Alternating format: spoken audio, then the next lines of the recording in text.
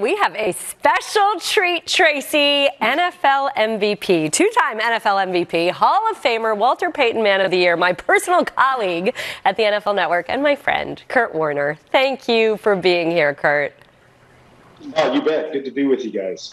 All right, so we just watched a little clip. Tell us the most surreal part of having your personal life memorialized in a movie.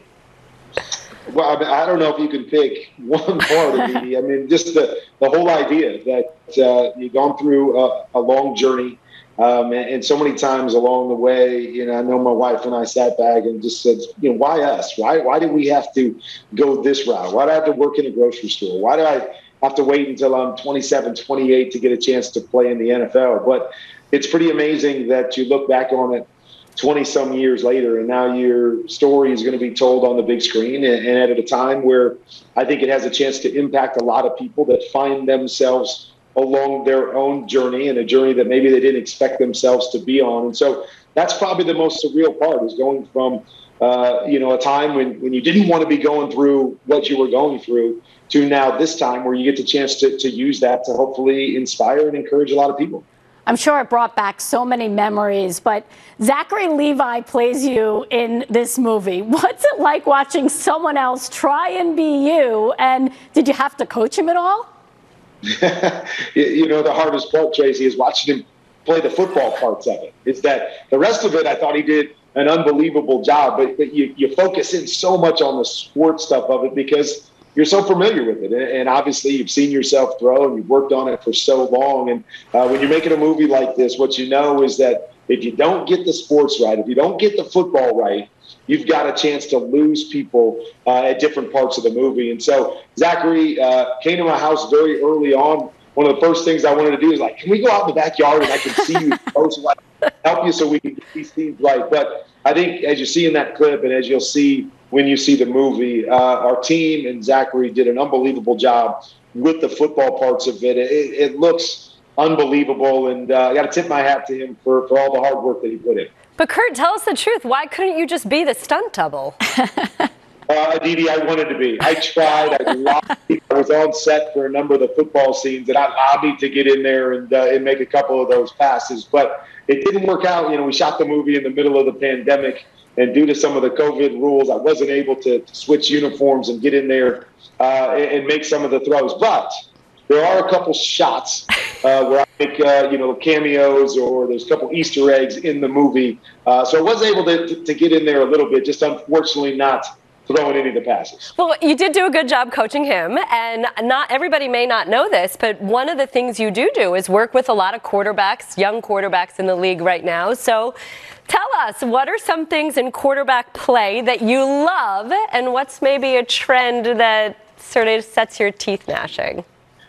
The nature of the quarterback position has changed, and we're in great shape as a league moving forward.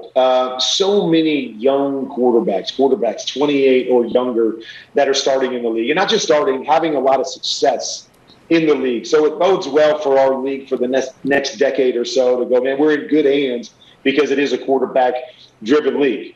Now, the flip side is having been a guy that played the game inside the pocket and played the game mentally, I think some of these guys, because they're so athletic, they've gotten away from being able to fall back on the athleticism and still need to learn how to play the position. It's great that they're having great success, having not really learned how to play inside the pocket. So that's the big trend that I'd love to have a hand in changing, and I hope these guys get some great coaching to learn how to do those things in the pocket. So when they're 44, like Tom Brady, and they may not be able to run their 4.40s, run around and throw the ball 70 yards, they have a chance to continue to have that kind of success. So that's what I'm hoping to, whether it's me have a hand in it, or we just get some great coaches that can take these young guys to the next level.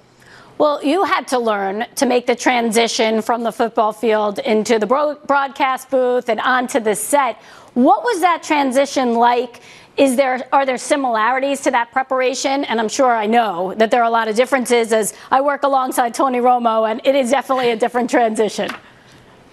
Well, it's definitely a different transition. And it really depends, too, on what you're doing, whether you're doing in-studio stuff or whether you're calling a game. But one of the things I love about calling games is that it's probably the closest thing to playing that you can find, because I think what all of us love as players and competitors is that 4 seconds, that 5 seconds that we get from snap to whistle, to see what's going on, to react, to have to process information and then do something positive with it. You know, when you're calling a game, maybe you get 30 seconds to do that, but it's similar, that you have to see what happens on the field. You've got to take it. You've got to translate it for those that are listening or watching. And that to me is the most fun. Is I like being in the moment. I like having to react in the moment and see if you do that well or not. But the biggest thing is, for me, it's about preparation. It's about, when I was playing, I always used to ask myself, how are you going to separate yourself?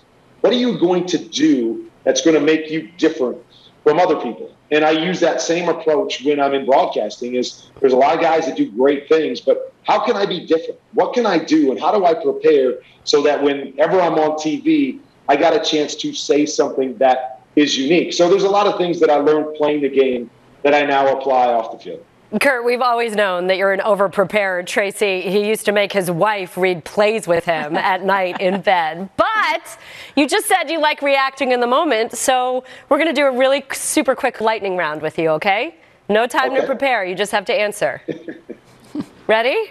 I'm in. I'm ready. Let's go. Look at the NFL, the entire NFL, every player in the NFL right now. If you could pick one to be your teammate, who would you like to play with?